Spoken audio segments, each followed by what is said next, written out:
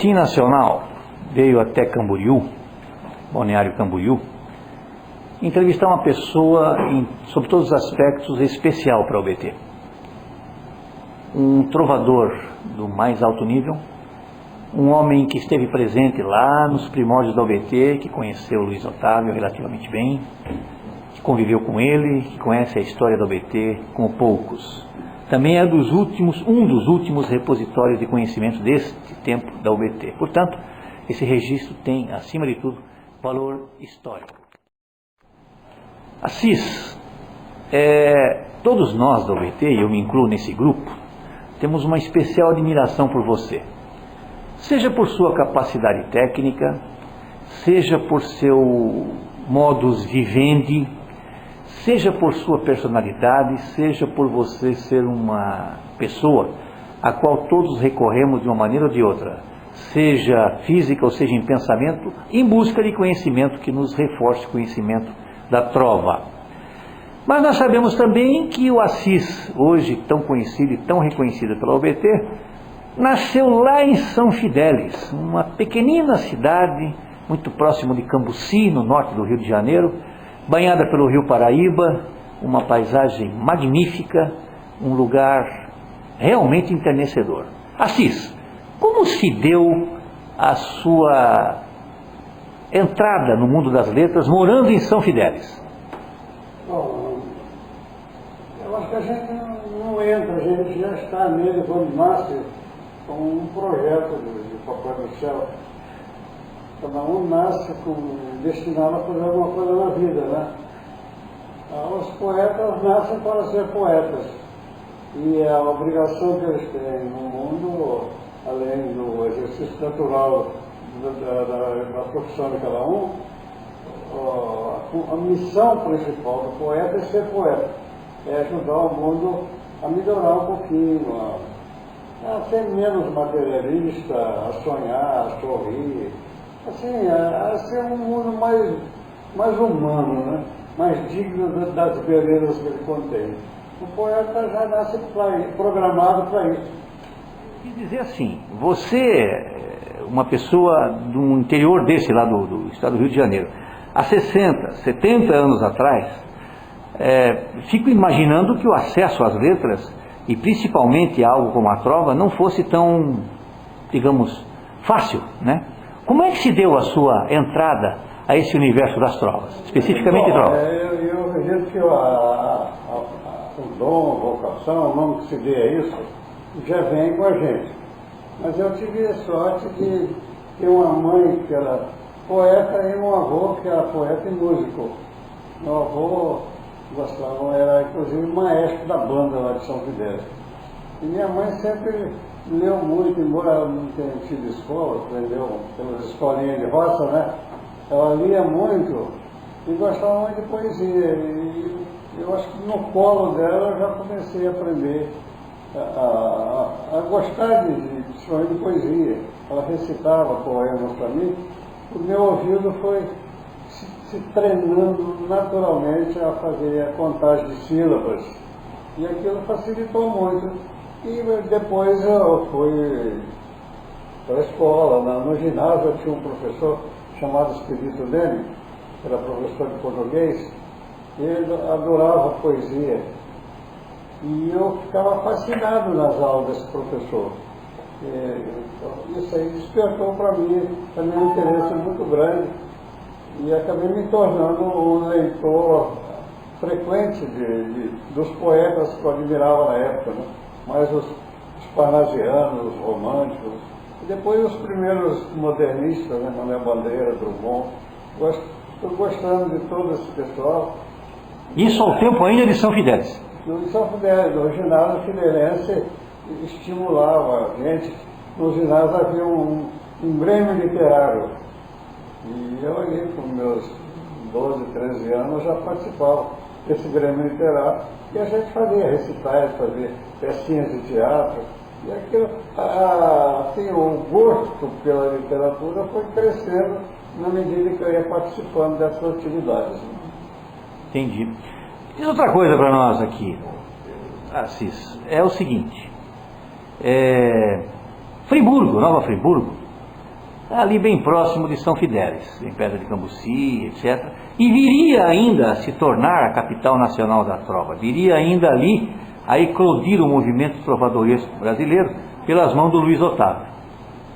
Eu pergunto, como é que você foi se aproximar do movimento trovadoresco? Bom, eu preciso contar então um pouquinho da minha história. Eu em São Fidélis, quando eu completei 20 anos, mudei para Bauru, no estado de São Paulo, onde já moravam 3 irmãos meus. Fiquei 1 ano e meio em Bauru e ali eu descobri uma cidade que estava nascendo, no norte do Paraná, a cidade de Maringá. Meu irmão tinha uma pequena propriedade ali perto de Maringá e eu fui com ele lá e me interessei por morar numa cidade que estava começando. Era um sonho assim, de garoto, né? Hoje eu não faria aquilo de jeito nenhum, mas uma cidade estava começando. E um negócio meio faroéstico, né? Parecia que eu tinha entrado naquele filme no oeste lá, como é que é aquele lá? Django! Da Cláudia Cardinale, né? Mas aí resolvi ficar em Maringá e meu irmão comprou para mim uma lojinha de peças de automóvel. E eu me instalei em Maringá para fazer a última coisa que se podia esperar de um poeta, é montar uma lojinha para vender peças de automóvel. Fiquei ali durante uns 2, 3 anos naquela lojinha, mas não era aquilo, não tinha nada a ver comigo, né? Ao mesmo tempo, eu fui me tornando íntimo dos donos dos jornais da cidade. E comecei a escrever num jornal chamado A Hora, depois no outro chamado O Jornal de Maringá, e também a fazer programas de reportagem para a Rádio Cultura. Com isso, eu fui aos poucos largando a vendinha de peça e me tornando jornalista. Fiquei em Bauru até o final de 59. No fim de 59, me deu vontade de voltar para o estado do Rio. Só que eu, em vez de ir para São Fidélis, fui para Nova Friburgo. Em 1960, o ano inteiro eu morei em Nova Friburgo, junto com um cunhado meu que tinha uma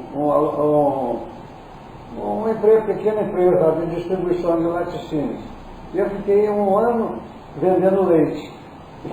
De peça de automóvel passei para vender leite. Também não tinha nada a ver comigo, né? Mas fiquei ali em Friburgo. Isso aí parece uma coisa que... Nessa altura você tinha que idade? Nessa altura você tinha que idade? Tudo combinado lá com um anjo meu lá, que estava criando minha vida. Justamente em 1960 é que a trova entrou em Nova Friburgo, quando o Luiz Otávio e o JG organizaram em Nova Friburgo os primeiros Jogos Forais. Eu estava lá justamente no ano em que os Jogos Forais nasceram em Nova Friburgo. E como eu gostava de escrever poesia, eu dei um jeito de me aproximar deles. O primeiro que eu conheci foi o JG. Eu encontrei o JG lá num bar e postei nele e falei que eu tinha gostado de poesia e tal. Eu não sei por que ele viu em mim, que ele me deu atenção. E fiquei mais de 1 hora conversando com o JG. Depois eu conheci também o Luiz Otávio numa daquelas reuniões deles. E descobri numa tarde de um fim de semana, o Luiz Otávio morava no Rio, mas ele frequentava Friburgo todo fim de semana. Ele tinha lá uma casa lá e ia todo fim de semana para Friburgo. Descobri que o Luiz Otávio ia participar de uma reunião na Biblioteca Municipal naquela tarde. Eu fui lá para essa biblioteca e fiquei lá fingindo que estava lendo, mas eu estava esperando o Luiz Otávio terminar a reunião para eu puxar a conversa com ele. Foi o que fez. E aí eu conversei com ele, eu já tinha antes trocado correspondência com ele, já me conhecia de nós, me apresentei, ele me recebeu muito bem, me deu um abraço, sentamos numa mesa e durante a conversa eu falei com ele que eu gostava de poesia, mas nunca tinha feito trova. Eu era curioso, metido a poeta moderno, etc. E o Luiz Otávio decidiu minha vida com uma coisa que ele me falou. Ele falou assim, olha, meu jovem, você pode escrever tudo que você bem entender da vida, pode até escrever um novo Lusíadas, mas se você quiser ficar conhecido no Brasil inteiro, começa a fazer prova. A conversa terminou, eu fui embora e fiquei com aquilo na cabeça. No dia seguinte eu já estava seguindo a receita do Luiz Otávio e já fiz uma prova que eu mandei para o concurso de Nova Friburgo. Ela não foi premiada, mas eles acharam tão interessante a prova que acabaram pondo numa exposição junto com as premiadas. Era uma prova moleca, a primeira prova que eu fiz foi uma prova moleca. O tema do concurso era amor, né? E eu escrevi assim, o amor, para ser gostoso, nunca deve ser pamonha. Deve ser escandaloso, cego, sujo e sem vergonha. Eu só caiu na mão lá da comissão e me separaram assim, como não digna de ser premiado, não sei por motivo, mas ela apareceu na exposição e eu vi minha prova lá na exposição que eles faziam, até hoje fazem na praça lá, né? Com uma exposição gostosa do concurso e a minha no meio. Aquilo, por um motivo e por outro, me animou e eu comecei a fazer prova e estou até hoje fazendo. E, graças a isso, de fato, eu não fiquei conhecido no Brasil inteiro, mas no Brasil inteiro eu tenho conhecidos. Alguém que me conhece lá em Belém do Pará, alguém que me conhece no Rio Grande do Sul e até fora do país, graças à prova, né? Ok, Assis, interessante você estar presente lá já nos primeiros Jogos Florais, já conhecendo o Luiz Otávio, JG e toda aquela turminha. Me diga, o Abud já existia nessa ocasião para a prova? Não. O Abud existia, ele estava lá, mas não como trovador, ele estava como repórter. O Abud era um famoso locutor esportivo da Rádio Sociedade de Nova Friburgo, mas ele foi fazer a reportagem dos Jogos Florais, entrevistando todo mundo lá, me lembro da figura dele, rapaz alto, bonito, e ali ele se empolgou tanto com o convívio dos trovadores, que no fim dos Jogos Florais ele já era trovador, virou trovador por contágio. Por contágio. Quem estava mesmo lá organizando era o Luiz Otávio, o JG, e o dono da rádio na época, o Aloysio Alves, né? Entendi. E me diz uma coisa, 1960, os próximos Jogos Florais foram quando e onde? Você lembra? E você participou também? O jogo daí começou direto, né? Todo ano fazendo. Mas ali começou, foi Niterói, Pouso Alegre, Juiz de Fora, e várias cidades, começaram em São Paulo, não sei se já fazia. Nessa altura, Ele falou pelo Brasil inteiro, o JG tinha uma frase que ele falou na Rádio Nacional, a Trovite está graçando. Me diz uma coisa, nessa altura já existia para a prova Enovanc? Não. Enovanc começou uns poucos anos depois. Enovanc nasceu no Paraná, em Ponta Grossa, e depois cresceu em Curitiba, né? Passou aqui na turma dele em Curitiba.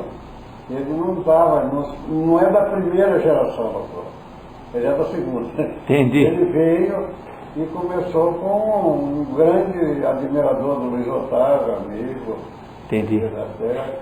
Tinha até se preparado para ser o biógrafo do Luiz Otávio. É mesmo? Então, eu acho que o cara que mais admirou o Luiz Otávio foi o Eno, né? Foi o Eno. Ele era mais velho ou mais novo que o Luiz Otávio? Era mais novo. Mais novo? Era mais novo, né? Mais novo. E o Eno morava em Santos. Ele era da trabalhar na Petrobras e morava em Santos. E ali ele fez amizade com o Luiz. E depois ele foi para o Rio de Janeiro, continuaram a amizade. Até que houve lá uns incidentes e eles se separaram. Né? Nessa altura você já não estava mais em São Fidélis faz tempo. Você chegou a voltar ainda para São Fidélis? Eu voltei para o estado do Rio, morei um ano em Nova Friburgo, em 1960. Mas ali em Friburgo, aquela experiência comercial lá não deu certo. Não era coisa que estava destinada para mim. E então eu voltei para São Fidélis. E em 61 eu fui para São Fidélis. Aí em São Fidélis eu fui trabalhar outra vez vou vender peças de automóvel, porque eu aprendi a vender peças de automóvel. Né?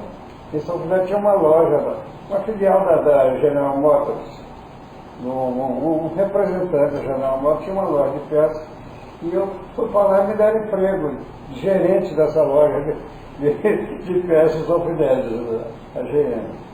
E com isso eu morei 61, 62 e até metade de 63 em São Fidélis, fiquei 2 anos e meio lá. Entendi. Nesse período que eu morei em São Fidélis, eu virei ali uma espécie de Morubixaba da prova em São Fidélis. Eu levei a prova para São Fidélis. Posso dizer isso tranquilamente, porque lá tinha muita gente que gostava de poesia, mas não se falava no BT, em prova, coisa nenhuma. Como eu, no ano que eu morei em Friburgo, eu fiquei conhecendo muito trovador, porque todas as vezes que eu frequentava Friburgo, eu já conhecia o JG, Clarício, o Colbert, o Elton, depois Maria Nascimento, o Zé Maria Machado de Araújo, o Orlando Brito, o Otávio Babo, Madalena Leia, todo mundo que você imaginar que era estrela da prova naquele tempo, frequentava Friburgo. E eu conhecia aquele pessoal todo. Como eu já era conhecido deles, eu consegui levar esse pessoal a São Fidélis. Eu fiz em São Fidélis o primeiro festival fidelense de poesia, em 61. Lá existia uma associação cultural fidelense, eu usei essa associação para promover essa festa de prova. E foi todo mundo lá. São Fidélis recebeu trovadores de vários pontos do Brasil, e tinha um hotelzinho lá que deu para colocar alguns, mas a maioria ficou se espalhada na casa das famílias. Várias famílias hospedaram os trovadores. Na minha casa ficou o José Maria Machado de Araújo. Tinha um colchão lá que eu dizia até que eu nunca mais ia vender aquele colchão, porque eu dormia o José Maria. Né? O José Maria era um gigante da prova. Né? Ficava uma coisa bonita, né? Não tinha dinheiro, mas tinha hospitalidade. Eu fiz um festival 61, 62 e 63. Com isso, nós atraímos também os trovadores de Campos. Campos não tinha ainda o VT, mas tinha a Academia Pedralva, do Pedro Manhães, do Valdo Siqueira e outros, já morreram todos. Esse pessoal todo foi para São Fidélis ajudar a gente a fazer as nossas festas. Em 63 eu mudei e acabou o VT lá. Até que ressuscitou mais tarde através do Antônio Roberto Fernandes. Mas o Antônio Roberto mudou para Campos. Aí ele passou a fazer a movimentação de trovas de Campos. Mas ele morreu. Ele era médico, poeta, um sujeito fabuloso. Um intelectual de primeira, mas morreu jovem, né? Aí o BT acabou em Campos também, né? Agora que... acabou em Campos também. Então, tá... e aí, de lá você, então, como é que você fez para continuar? Você voltou para o Paraná? Voltei para o Paraná, e no Paraná eu continuei a mexer com trova. Eu não era ligado a nada, não existia ainda o BT. Isso era o ano de o quê? Existia o GBT. E o GBT eu fui até um dos fundadores do GBT. Na ata de fundação, não do GBT não, da UBT, que eu assinei a ata de fundação. Mas em 65, houve os primeiros Jogos Corais de Bandeirantes. Eu morava em Maringá, fui a Bandeirantes. E lá em Bandeirantes, o Luiz Otávio me chamou no canto, pegou uma folha de papel e escreveu ali a mão a minha nomeação como delegado da UBT em Maringá. Isso em 65. Fui para Maringá, juntei o pessoal lá e fundamos a UBT em Maringá já como uma seção. E tinha bastante gente lá que gostava de tropa. Só que eu não quis ser o presidente. Eu achei que se eu fosse o presidente, eu ia trabalhar sozinho.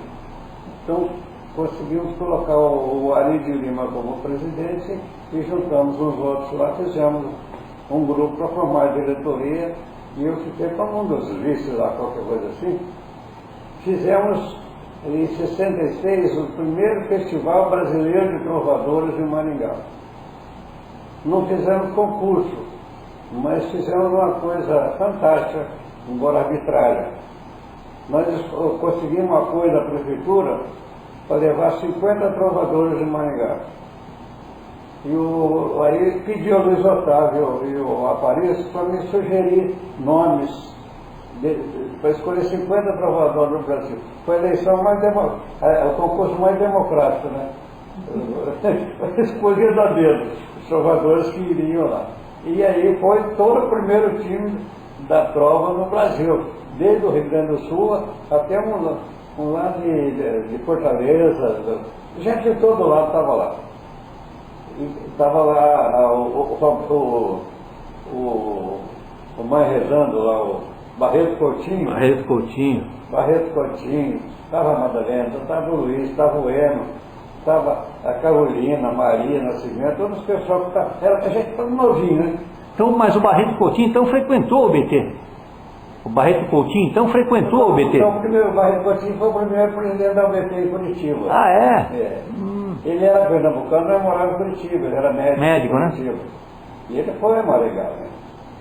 Mas fizemos então vários concursos ali em Curitiba. Em 66, quando foi fundada a UBT, o Luiz Otávio mandou, por escrito assim, pedindo assinaturas para a fundação da UBT, né?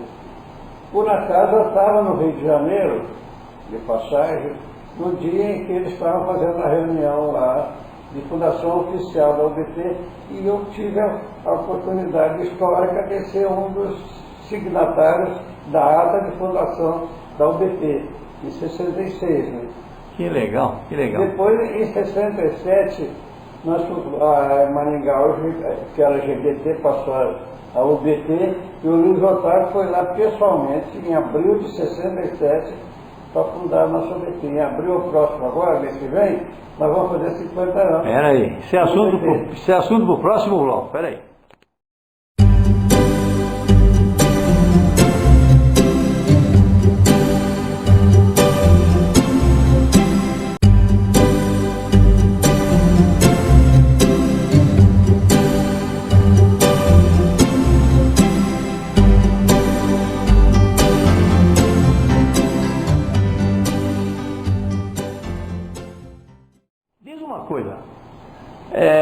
Nessa altura, em 67, a UBT já tinha 1 ano, né?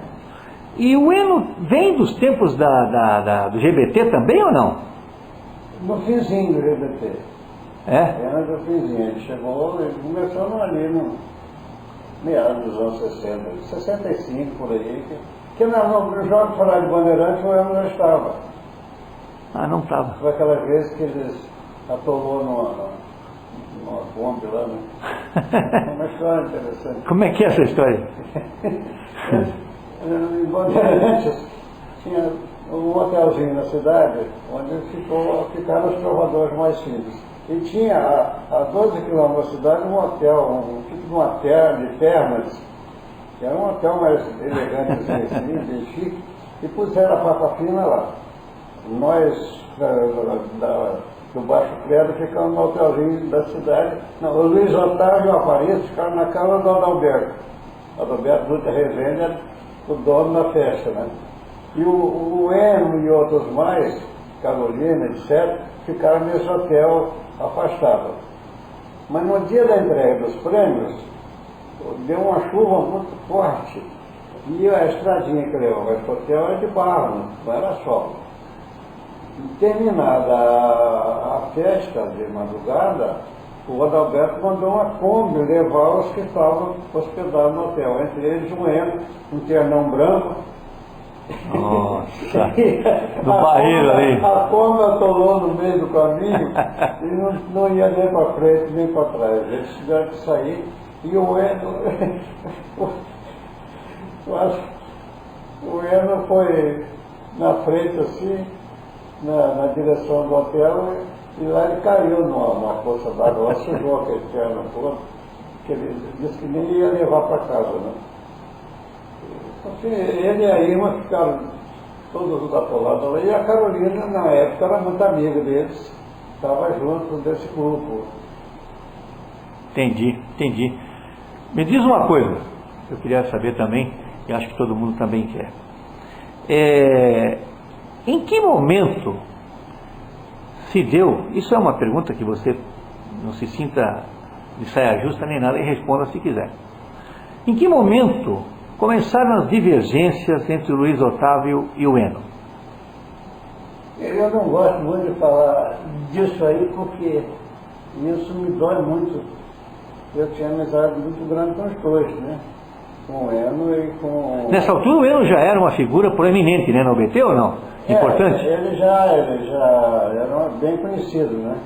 O meu, particularmente, ele era conhecido porque ele foi uma vez aqui no Paraná com a família e ele gostava de acampar. E acampou no Horto Florestal de Maricá.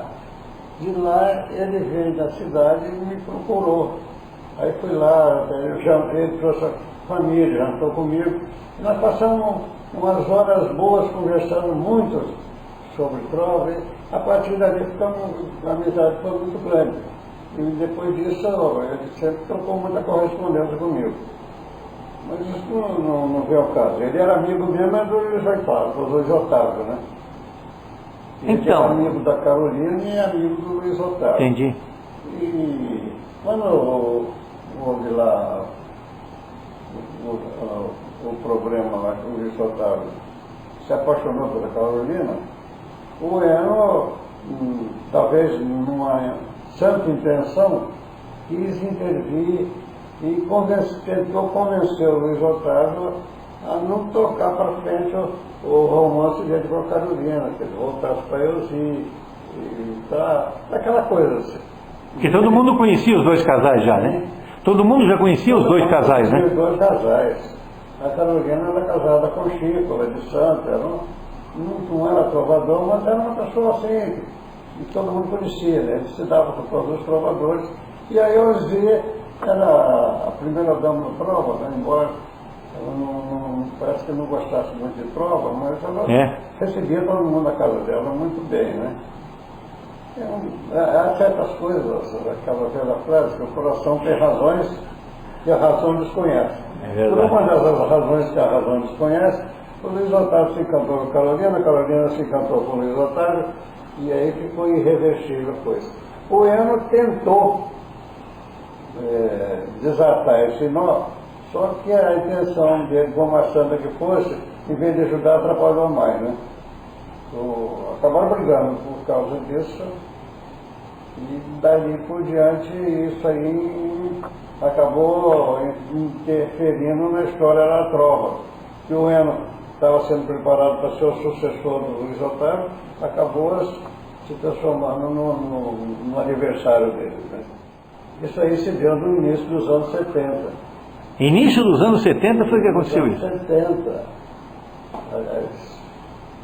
Aliás, nos anos 70, exatamente 1970. Ah, 1970 mesmo. Quando houve o segundo Festival de Trovadores de Maringá, o Eno e a Carolina foram, e eles ali já estavam juntos, né? Nessa Mas, altura. a coisa começou um pouco antes, uma viagem a Natal, foi a primeira vez que eles apareceram assim, em público, né? Que a coisa se tornou Se assumiram. visível. E aí os amigos de um lado e de outro. Então, isso dividiu o BT em duas facções? Dividiu, o Eno que dividiu, né? O BT continuou, todo mundo, a grande maioria seguiu o Luiz Otávio, 90 e tantos por cento acompanhou o Luiz Otávio, porque o Salvador ninguém tinha a ver com a vida particular dele. Sim. Só o Eno que quis misturar as coisas e fundou uma tal de FEBET lá. Então, mas ele sendo do Paraná, por que fundou a FEBET no Espírito Santo? Não foi, porque lá tinha o único lugar onde ele encontrou alguém que deu cobertura para ele, que era o Clério, né? Entendi. Ele quis FEBET, que seria a Federação de Entidades Provísticas. Além do ABT, tinha Academia de Prova do Rio, Academia de Prova de Minas, Academia de Prova de Natal. E o EN quis fazer uma federação dessas entidades. Algumas acompanharam, outras não. Hoje, isso aí está acabando, né? Por exemplo, lá do Rio Grande do Natal, foi inimiga da OBT no início, mas principalmente depois do Zé Lucas, a academia deles e a OBT é a mesma coisa. Verdade. No Rio também, durante algum tempo, uma certa hostilidade, mas hoje estão convivendo em paz lá. Verdade. Só o Renato do Espírito Santo é que lá ele encontrou um apoio maior do credo. Mas, tipo, não prosperou a ideia do Enio. Resultado, era um bom trovador, um senhor historiador da trova, ele e o Aparício foram os grandes historiadores da trova, né? Pesquisadores. E foi uma pena ter havido isso, porque a OBT perdeu um bom quadro, né?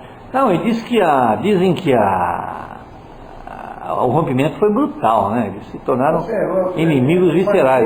Imagine o que era uma separação de casal em 1970, né? Não é... Quantos anos já passamos? Verdade. Uns 50 anos. A sociedade não estava acostumada. Hoje, se um caso como esse fosse hoje, era mais um apenas, né? Ninguém ia se abalar assim, mas não era. Ainda mais o Luiz Otávio era um homem puro, não é? Ninguém podia esperar dele uma coisa dessa, porque a única namorada que ele tinha tido na vida foi o Ozzy, o colega dele na faculdade de odontologia. Os dois se conheceram na faculdade. Ela também era dentista, né? E lá se gostaram, se casaram, tiveram 2 filhos, viveram muito bem até entrar o Cupido no meio aí para complicar as coisas. Assim, não era todo mundo que levava isso assim com Entendi. Sério, não atingiu todo mundo, né? Não atingia. A coisa não foi tão... A repercussão não foi tão grande. Em Maringá, em 1970, foi logo no comecinho. E o casal conviveu com todo mundo ali. Continuou convivendo?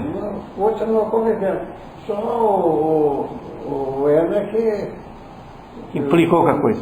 Lá foi a última tentativa que ele fez de separar o Luiz da Carolina, mas ali eles fizeram uma reunião no próprio hotel, estava o Elton junto, a Madalena e eu também um pouquinho, né? Mas ele falou, ele mesmo disse que não tinha volta, né? Se não tem, vamos respeitar. Vamos respeitar a escolha dele, a decisão dele. E ele continuou na festa do mesmo jeito. A maioria lá nem ficou sabendo dessa história. E me diz uma coisa. Depois ele ficou doente. Quem? O Luiz Otávio ficou doente. Sim, mas antes disso, por que isso virou uma coisa doentia, visceral? Por que isso custou tão caro para o Enio superar, hein? Olha, aí o Enio não tem razão. Que o Enio é que botou pimenta demais na farofa. Ele não precisava ter feito tanto estardalhaço com uma coisa. Não, de conta não tinha nada a ver com isso, né? Claro. Ele quis se meter na vida de um casal, ainda mais que sendo amigo deles, né? Ele devia simplesmente respeitar a decisão do outro, fica nele. O Enio era um homem bem casado, e a irmã, a esposa dele, uma criatura encantadora, né? Ele tinha uma família certinha. Então, ele que desse, graças a Deus, de ter uma família certinha e respeitar o outro, né? Pois é. Mas não chegou a ver escaramuças de falta de respeito muito entre os dois, né? Tipo assim, Em que sentido? Não, de tudo, de ofensas, de tudo, porque o que se sabe, o que se sabe, o que... Chegou a haver uma troca de ofensas lá. É mesmo? Nós trocando umas cartas um pouco ácidas, fortes, né? Mas entre eles lá. Agora o Enio depois publicou isso. Eita! O Enio publicou nos livros dele esses fatos simples, ali que foi um erro dele, ele não devia ter publicado aquilo. Então para ele, né? Por que ele tinha que contar aquilo para a humanidade? É.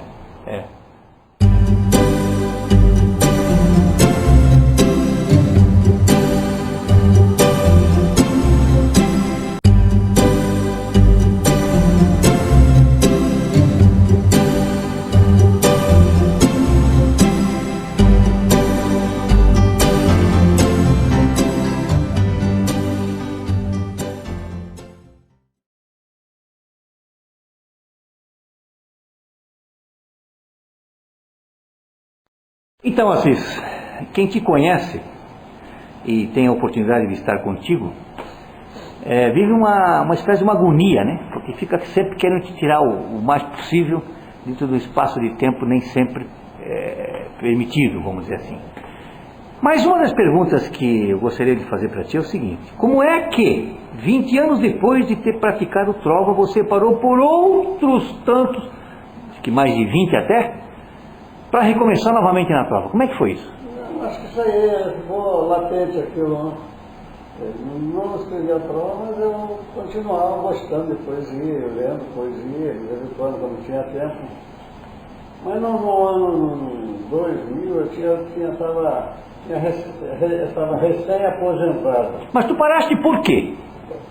Eu parei porque, eu já falei, eu estava desgostoso do movimento de trova, em parte por causa da desavença lá do Entendi. Aquilo tudo lá. Isso te atingiu, né? Eu gostava muito dos dois e participei mais ou menos intimamente da história. Aquilo me deu uma tristeza muito grande, concorreu para que eu parasse. E também porque eu estava no auge da minha atividade profissional como professor na Universidade de Maringá. Mas não, ficou aquilo guardado, né? Eu aposentei, e logo assim que a gente aposenta, a gente fica meio baratinado, assim, perdido, o que eu vou fazer das minhas horas vagas. horas vagas. Um dia eu recebi um telefonema de Pouso Alegre, do trovador Newton Meyer, o general da trova lá. O Newton estava lá ajudando a organizar uma festa de jogos florais em Pouso Alegre e quis organizar lá a celebração da missa em trovas, que é uma coisa que eu tinha feito em 1970. E mesmo eu estando fora do movimento, a missa em trova continuou sendo celebrada por aí nesse Brasil afora. O Newton queria saber se eu autorizava, embora não precisasse de autorização, mas por elegância ele ligou para perguntar se eu autorizava a celebração da missa em trovas e perguntou por que eu estava fora da trova. E eu disse para ele que nem eu sabia direito. Então ele ficou comigo cerca de 1 hora no telefone, falando de muita coisa que assanhou as minhas musas adormecidas. Eu falei, você me deu uma ideia muito boa, vou voltar a fazer prova como terapia. Estava vendo os Jogos Florais em Pouso Alegre, ele me deu o tema, eu mandei a prova para lá, por sorte, uma das provas foi premiada. E eu fui lá, vi um monte de gente há muito tempo que eu não via, e fiquei conhecendo os novos trovadores, muitos deles me conheciam de nome, né? Aquilo foi uma alegria tão grande que eu passei a concorrer de novo e ganhei. A gente está concorrendo, vai ganhando aqui e acolá. E com isso eu estou até hoje fazendo prova aí. Assis, me fala uma coisa, uma curiosidade que até eu tenho certeza que um monte de trovadores tem. As tuas trovas invariavelmente são de boas para muito boas. Não tem trova ruim, nunca vi uma trova ruim tua. Pergunto, como é que você, não vou nem dizer que se inspira, porque isso é difícil de responder, mas como é que, você tem algum método de construção que te leve a umas raízes de trovas que desaguam em outras, para você, porque assim meio prontas, porque você faz sempre coisas muito boas, como é que é isso? Eu tenho cuidado de nunca dar uma prova como concluída assim, no primeiro...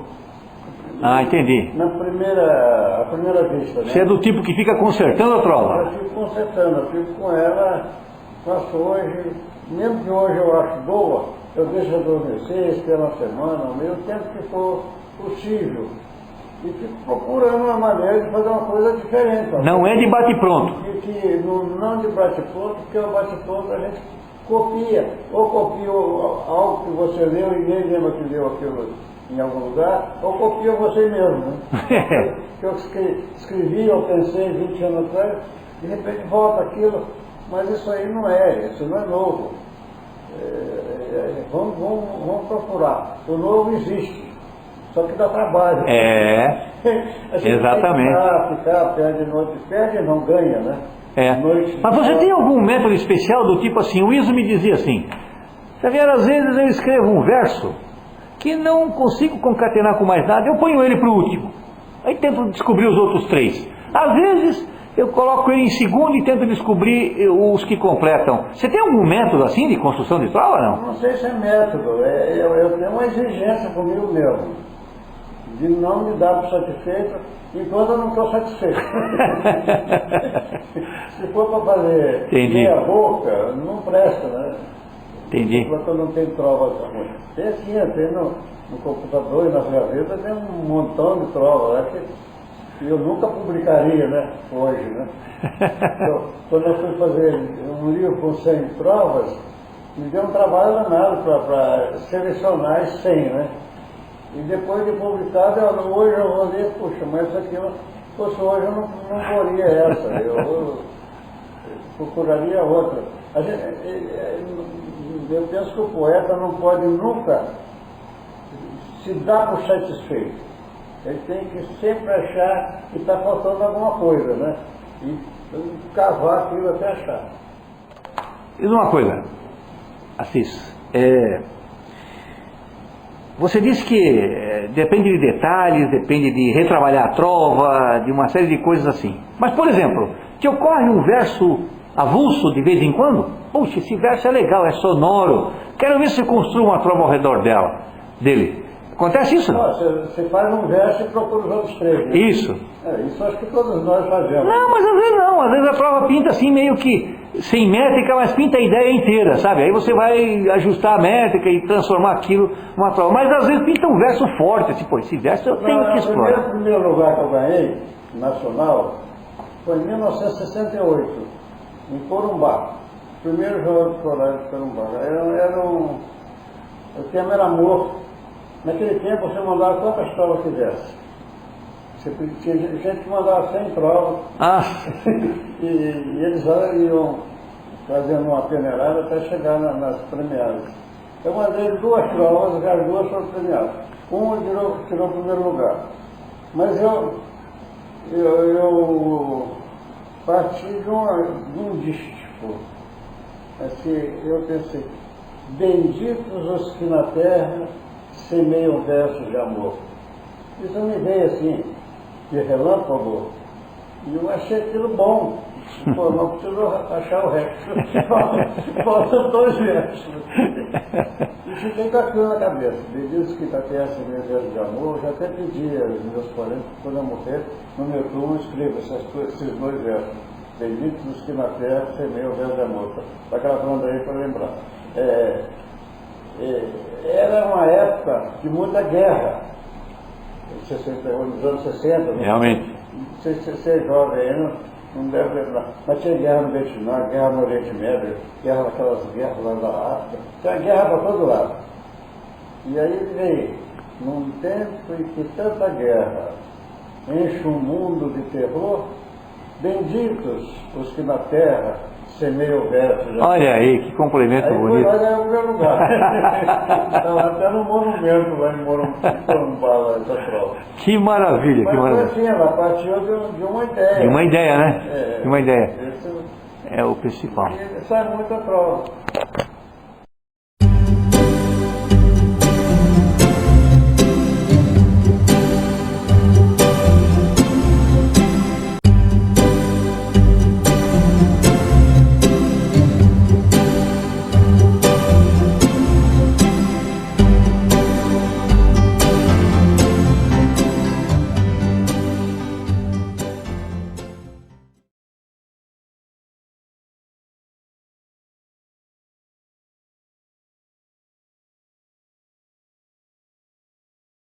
Quer dizer o seguinte, que a prova parte do achado. A prova boa nasce com o achado. O achado nasce primeiro que a prova. Você achou o núcleo, aí você vai ver como é que você vai... O problema, esse termo achado, ele carece de melhor definição por parte da UBT. O achado é algo original. Algo original. É a ideia núcleo, né? O núcleo que seja diferente do lugar comum. Isso, Uma diferente coisa do lugar comum, que nunca ninguém disse, ou que pouca gente disse, ou que disse aquilo de um modo muito diferente. De uma outra maneira, Uma coisa que vai ser o núcleo, aquilo ali é que vai dar um arrepio. Certo, certo. Sem aquilo a prova não tem graça. Fica sem graça ou fica comum, né? Fica comum, fica um versinho. Então você achou a ideia, então nós vamos fazer o trabalho. A ideia é o toque de gênio. O resto é artesanato. Exatamente. Você vai colocar os tijolinhos no lugar e vai completar aquele triângulo, aquele retângulo, né? Sim, da prova ali e dar pronta para o leitor, né? Tá certo. E me diga, Assis, que conselho? Porque conselho a gente não dá, porque o idiota não escuta e o sábio também não precisa, né? Agora, o que você indica para os jovens que queiram fazer boas provas, querem ingressar nesse universo da UBT, não da UBT, mas da prova de uma maneira geral? O que você diria para você? Para participar da UBT, todo mundo pode participar desde que gosta de poesia. Basta ele lá, ele gosta de poesia. Tem gente que participa da UBT porque gosta dos trovadores, gosta do nosso modo de ser, assim, por exemplo, marido de trovadora, mulher de trovador, que nunca fez prova, mas adora essa reunião nossa, né? Esse jeito de família que a gente tem. Isso aí atrai isso também, é uma razão para ajudar a UBT. Mas dentro da UBT há trovadores e amigos da trova de todos os graus, assim, desde o gênio até o que simplesmente faz uma quadrinha, né? Mas o grande trovador é coisa rara. Não é coisa assim que existe assim, de montão. É igual o Pelé, igual o Garrincha, igual o Neymar. Nasce poucos no meio de uma multidão de pessoas que são todas iguais, né? Não vai pensar que, por mais que você faça campanha por aí, por aqui, que vai fazer oficina e concurso, etc., que você vai descobrir um montão de trovadores. Não vai. Vai aparecer um ou outro raramente, né? Mas trovadores médios, eles aparecem com certa frequência, mas todos têm que partir de um ponto. Gostar de poesia e ter vontade de ser poeta, de construir alguma coisa utilizando palavras como matéria-prima, né? Tá certo. Isso aí também, não é que a pessoa aprenda isso, tem que ter muito de coisa da natureza da pessoa. Tá certo. Assis, uma coisa que eu tenho curiosidade, numa entrevista que eu fiz com o Iso, nós abordamos esse assunto bastante longamente. Você não precisa ser tão longamente, porque o Iso, ele era muito mais prolixo ao expor suas ideias, etc. Eu pergunto para ti, vendo a situação atual em que se encontra a poesia de uma forma geral e a UBT de maneira particular, o que é que você indicaria como ação objetiva para que se melhore a absorção de poetas trovadores para o seio da UBT? Trazer mais trovadores. Isso, trazer mais trovadores. Seria convencer mais bons poetas a fazer trovas. Pessoas que já são poetas e que nunca fizeram prova, fazem muito bem outros tipos de texto. Às vezes nem poesia não é, até prosador. Mas ele sabe lidar com a palavra. Ele é do ramo. E quando é uma pessoa do ramo, ele tem que apenas aprender umas certas técnicas para se tornar trovador. Entendi. Ele já é poeta. Veja só, seguindo o teu raciocínio, você disse há pouco que são raros os bons trovadores. Entretanto, se você olhar para o BT, nos últimos 15 anos, havia uma pleia de bons trovadores, muitos bons trovadores, ou seja, de cada 100, 70 eram bons trovadores. Isso depois de uma depuração de 50, 60 anos, em que foram desistindo os medíocres foram indo embora e foi sobrando essa gente toda boa. Esse pessoal começou a morrer porque nós nos esquecemos de substituí-los. Fomos envelhecendo. Imagino eu não estava lá, mas você há de convir que a UBT foi formada e fundada por jovens. JG, Luiz Otávio, eram pessoas de 40, 40 e poucos anos, 30 e poucos anos, ou seja, jovens, né? O Luiz Otávio morreu, o Eno foi para o outro lado, o JG morreu também, e aí a UBT começou a envelhecer sem se renovar. Essa nata de trovadores que restou, todos muito bons, todos em tese, muito bons, estão se acabando. Como é que se vai fazer, rapaz? Será que vai ter que ser por uma seleção natural de novo de outros 60 anos para a gente chegar a ter uma quantidade de bons trovadores que tínhamos alguns anos atrás? Também o mundo desses últimos 50 anos mudou muito, né? Os jovens hoje não têm tempo. Criancinha aí de 8, 10 anos já tem uma agenda complicada. Eu falar com o neto meu, preciso marcar audiência. Jovem tem que namorar, tem que estudar, tem que fazer inglês, tem que fazer as meninas fazer balé, piano, não sei mais o quê. Eles têm uma agenda pesadíssima, não sobra tempo para fazer verso. Mas no meio deles, você vai achar algum que tem uma vocação, eu não sei se vocação é a palavra certa, mas ela serve aqui para dar uma ideia do que é. No meio de uma multidão, tem um que quer ser padre, tem outro que quer ser piloto de avião, tem outro que quer ser, sei lá o que, astronauta, né? E tem algum que quer ser poeta. Esse poeta precisa ter uma chance de desenvolver o talento dele, a arte dele. Nesse ponto é que é bom existir uma entidade como a UBT, ela serve de canteiro onde essa semente vai brotar e se desenvolver e virar um... Sem dúvida, sem dúvida. Muito bom, sem dúvida. Eu queria lembrar aqui duas coisas. Duas coisas que me ocorreram enquanto tu falavas aí.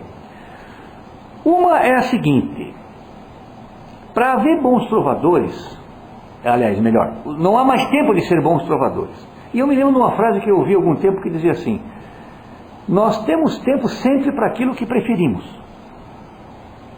Porque nós temos as mesmas 24 horas que o presidente dos Estados Unidos ou da China tem para tocar o seu país.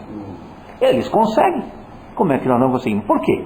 Porque você tem que optar por umas coisas em detrimento de outras. Então eu pergunto, não é papel da UBT saber apresentar a prova para essa gente de maneira que os interesse a ponto de fazê-lo desejar, não perder, mas investir tempo com aquilo?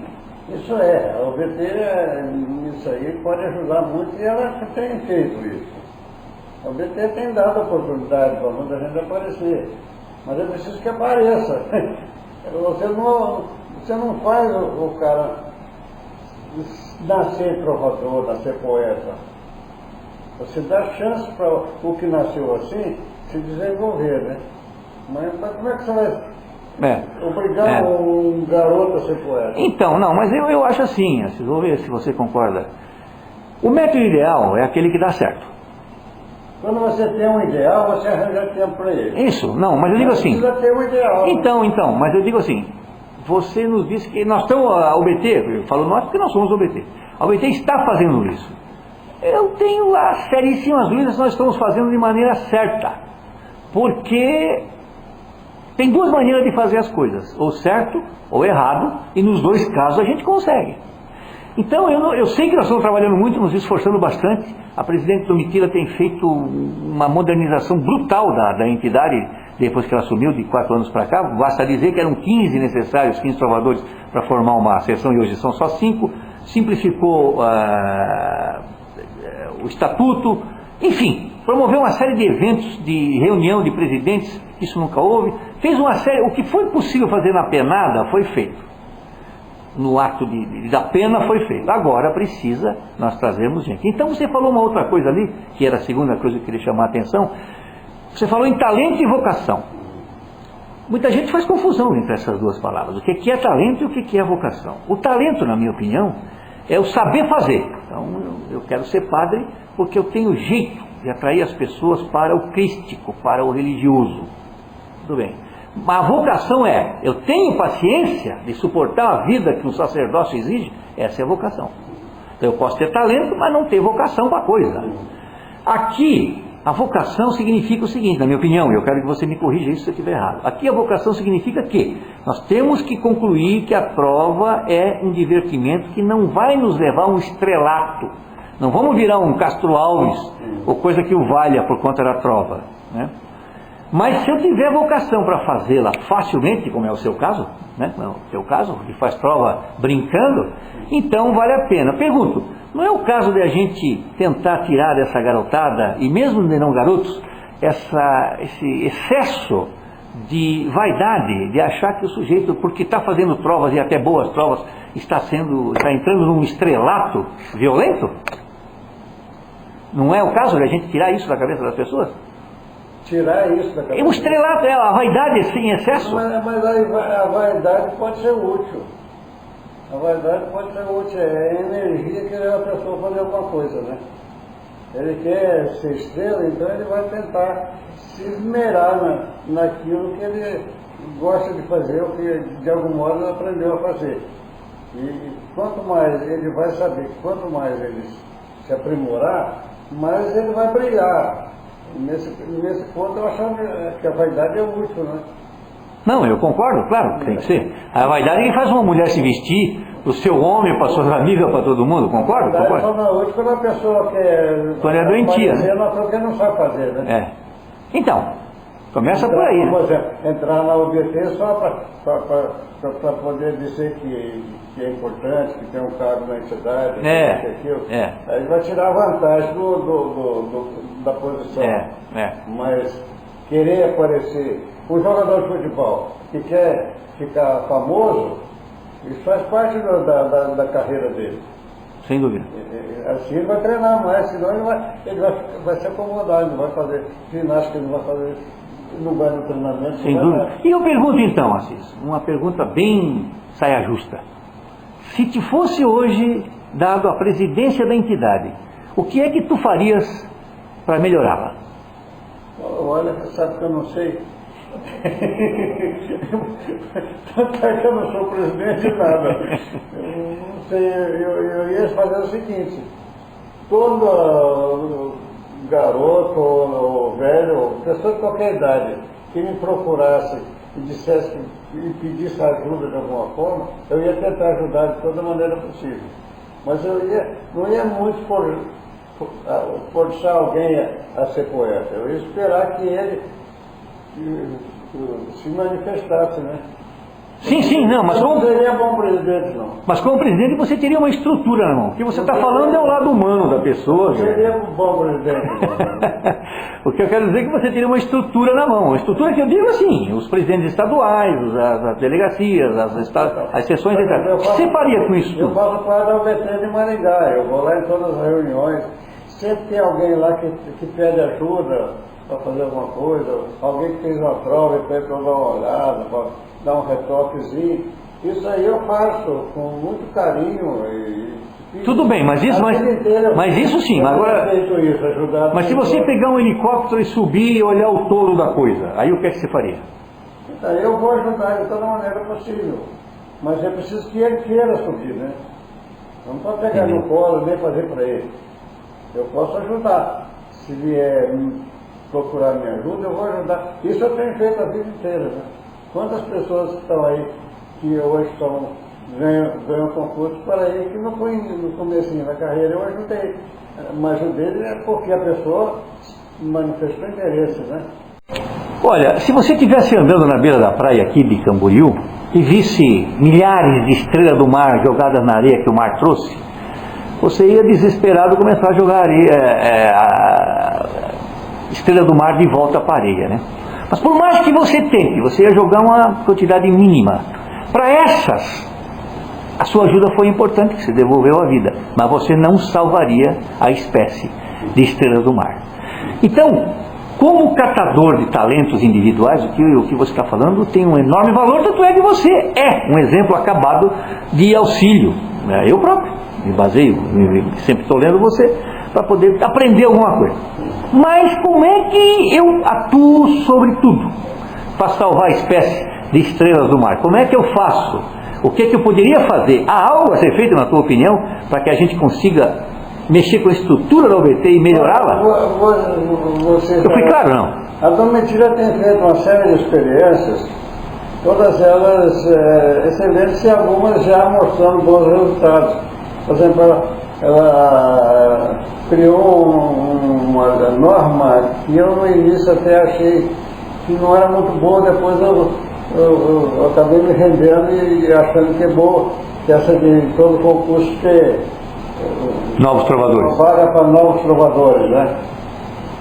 Eliana aqui eu falei com ela várias vezes que eu não estava acreditando muito nisso, mas eu me rendo e acho que foi uma boa coisa, e tanto é que a UBT está cheia de gente nova, graças a esse estímulo aos novos trovadores. Isso eu acho que nos últimos tempos uma das melhores iniciativas visando ao futuro da trova, como também a Eliana criou aquele programa dela da Trova Legenda, onde a maioria são novos trovadores, né? Aquilo estimulou tanta gente, hoje eu não consigo mais saber, conhecer todos os trovadores. Que é ótimo isso. Então, 10 anos atrás eu conhecia todos os nomes de tudo quanto é trovador no Brasil. Hoje eu não conheço um monte de gente aí que eu vejo aparecer até nos concursos e eu não sei quem é. Isso eu levanto os braços para o céu agradecendo. Mas foi obra das pessoas que acreditaram que vale a pena incentivar os novos. Agora veja, Assis, essa entrevista que nós estamos falando com você é sempre uma abordagem do ponto de vista da UBT e não da trova. Porque a trova ela vai por si. Não tiver, suponha que a UBT não existisse ou acabe hoje, ela continua na boca do povo, sem todas as regras que a gente segue, de maneira mais vamos dizer, inculta, mas ela continua, ela vai continuar. Então, do ponto de vista da UBT é que é o problema, sendo uma entidade que regula a prova. Eu respeito muito o sonho do Luiz Otávio, porque eu acho que ele tentou e conseguiu, tanto é que hoje tudo ainda é a estrutura que ele criou, as festas, os concursos, os julgamentos, o hino, tudo é dele, tudo veio dele. Não há quase nada que não tenha vindo dele. Talvez a mais ousada das ações que não foram dele foi da Domitila, que justamente modificou um pouquinho a estrutura para ficar mais leve e ficar mais rápida. Só, não foi muito mais que isso. Então, eu queria te dizer o seguinte, pergunto para ti, essa pergunta já foi feita na Conaprest para todos os presidentes. Se você não for sócio do Corinthians, você não entra no clube do Corinthians para usar as piscinas, para usar nada, nem para ver jogo. Mas se você não for sócio da UBT, você entra para fazer concursos, para participar, para tudo mais. O argumento dos presidentes, não foram todos, não foi unanimidade, mas mesmo assim venceu, é que se nós proibirmos a entrada na UBT de pessoas não filiadas, nós estamos enxotando gente. Ora, se isso fosse verdade, nós estaríamos lotados de gente. Não é verdade. Então eu pergunto, será que o contrário não é verdadeiro? Porque é um profundo, não é nem desrespeito, descaso talvez, com quem está e paga. Você está querendo dizer que quer participar da UBT? Você ser sócio da UBT. Sócio da UBT de alguma maneira, ele tem que ter algum custo, alguma coisa que permita ele entrar, ou não? O que você acha? É muito difícil dar uma resposta a essa pergunta, porque Alguém pode dizer, mas a UBT não é dona da prova, né? Sim. Mas a UBT pode criar uma norma, isso é uma questão... Não, o Corinthians não é dono do futebol, mas quer ver futebol do Corinthians, você tem que pagar. A UBT não é dona da prova, você quer fazer prova na UBT? Pagar. Isso aí pode ser feito mediante uma reforma do estatuto, colocar no estatuto lá que... Então, mas você acha isso viável? Isso é da UBT. Isso. Não é um concurso geral, é concurso... Por exemplo, você fazer um concurso só para os assinantes do informativo. É um concurso restrito àquele grupo de assinantes do informativo. Pode também você fazer um concurso restrito aos associados da UBT. Então. Esse associado quer dizer filiado a alguma seção da UBT, claro, ou alguma delegacia. Alguém que de alguma forma contribua com a UBT. Veja só, deixa eu colocar para ti a proposta como ela foi feita pela presidente aos presidentes estaduais. Para você ter. A tua opinião é importante, porque você é o guru. Com a tua experiência toda, a tua palavra é importante. A proposta é o seguinte: é fechado. A UBT é um clube fechado. Se você quiser ter acesso e participar, e porque tem um trabalho também que não é remunerado, mas que dá trabalho, são um julgamento. As pessoas fazem isso fazendo um favor. Vocês vão me julgar, vão me avaliar, e eu não contribuo com nada. Bom, para evitar que seja fechado hermeticamente, a UBT se proporia, esse era o projeto original, a fazer 2 eventos semestrais, um em cada semestre, abertos. Esse entra todo mundo. E você tem o gostinho de ver como é que está fazendo prova em concursos com gente tarimbada e bons provadores. Agora, quer continuar? Aí, amigo, aí você tem que vir pra gente. Essa era a proposta original. Mas isso aí não vejo dificuldade para... Você acha que isso prejudica o BT? Não, desde que for instituído isso como norma, né? Pronto, eu também acho. Todo jogo combinado está certo. Não é? Agora tem que reunir a direção nacional da UBT.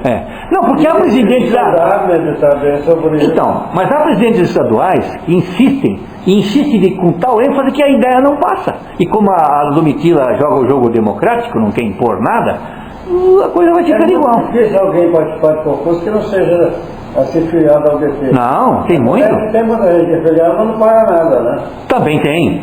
Não, mas então, mas aí que tá. Sendo filiado não pagando nada, para de ser e para de participar. Quer continuar, pague. Uns pagam mais, pagam menos. Por exemplo, na UBT de Maringá, nós pagamos R$10 por mês.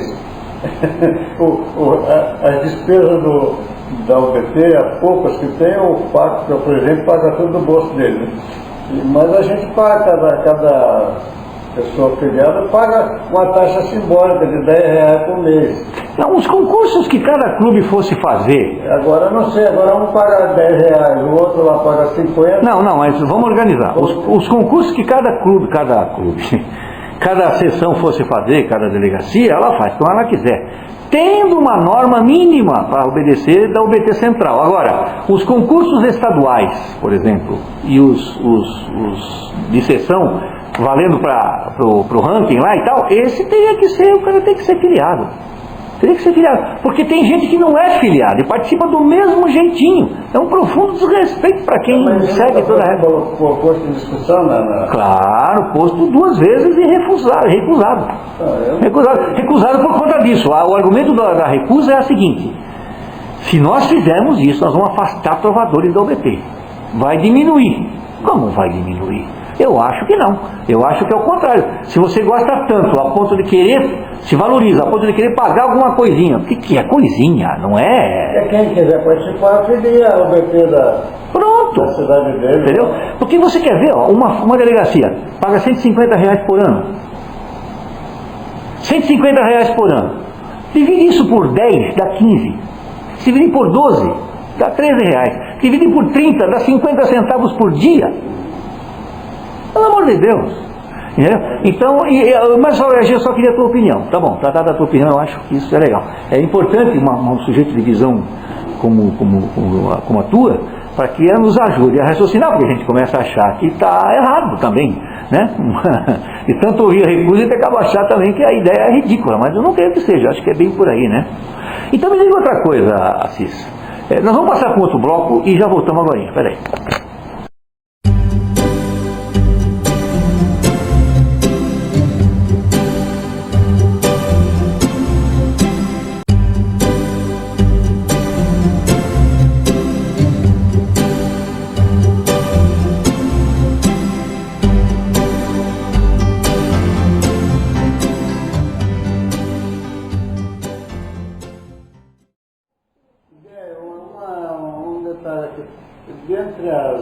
muitas coisas que eu ouvi do nosso mestre Iso, e que eu prestei uma atenção, foi de dizer que prova o público, como seria assim, a clientela mais adequada para a prova é dos aposentados. Pessoas que já se realizaram profissionalmente, agora estão na reta final da vida, na hora só de aproveitar o finalzinho, e que não tem mais grandes responsabilidades com trabalho, com família, com nada disso. A pessoa precisa de uma atividade mental. E dentro das atividades mentais, uma das mais bonitas e mais úteis é a trova. É trabalhar mais esse público idoso. É mais importante do que trabalhar criança. Criança está muito longe ainda de ter tempo para se preocupar com trova.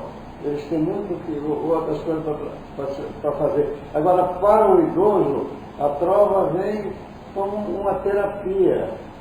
É um casamento natural da necessidade do idoso com a trova. Porque vai fazer bem para ele, né?